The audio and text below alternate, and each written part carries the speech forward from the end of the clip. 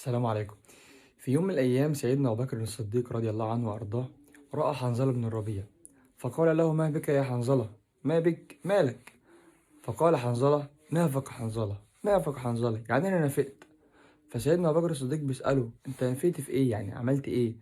فقال له حنظلة بن الربيع: نكون عند النبي يذكرنا بالجنة والنار كأننا نراها أمام أعيننا، كأننا شايفينها بالظبط.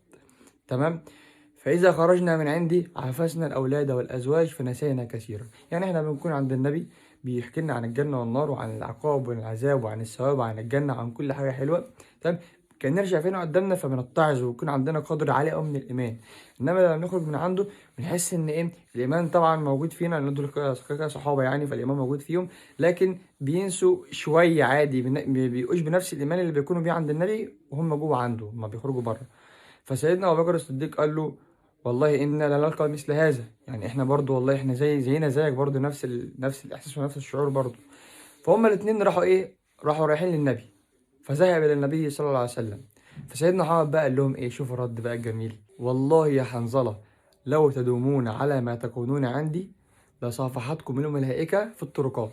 يعني لو انتوا عندي زي بره نفس الإيمان هنا هو هنا، مفيش غلطة مفيش أي حاجة خالص، الملائكة من كتر الإيمان اللي فيكم هتنزل تصافحكم في الطريق، تسلم عليكم وانتوا ماشيين في الطريق. ولكن يا حنظلة ساعة فساعة.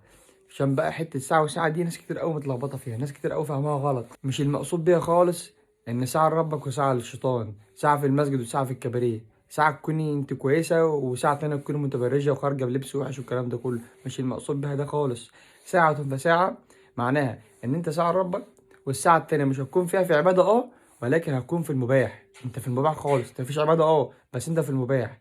المباح ده اصلا اللي هو مفيهوش حرام، يعني المباح ده اللي هو مفيهوش حرام، مش اللي هو بقى مباح اللي هو مباح بالنسبة لك مثلا اللي هو اي حاجة فيها حرام، لا المباح بالنسبة لنا كلنا اللي هو ايه، عادي احنا يومنا عادي بس مفيش حرام.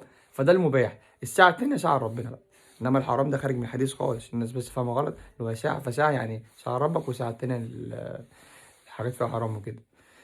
بس وده كان محتوى الفيديو النهارده، ويا رب ان شاء الله يكون عجبكم. ولو عجبكم الفيديو ما تنسوش تشيروه مع غيركم عشان خاطر تاخدوا الثواب. وفي نهايه الفيديو بتاعنا ما تنسوش الصلاه على النبي. السلام عليكم.